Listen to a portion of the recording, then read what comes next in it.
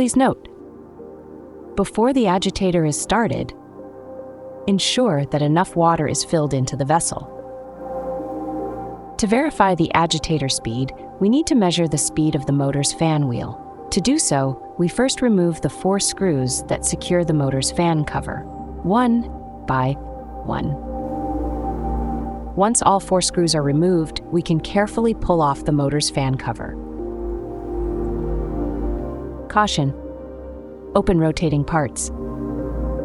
Set the agitator speed to a certain value, for example 100 RPM.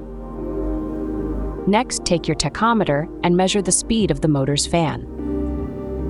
In this demonstration, the motor is running at 715 RPM. This number must be divided by the gear ratio of the gearbox, in this case 7.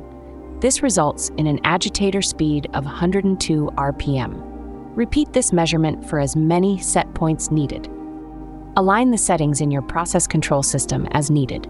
When finished, stop the agitator and reattach the cover with the 4 screws.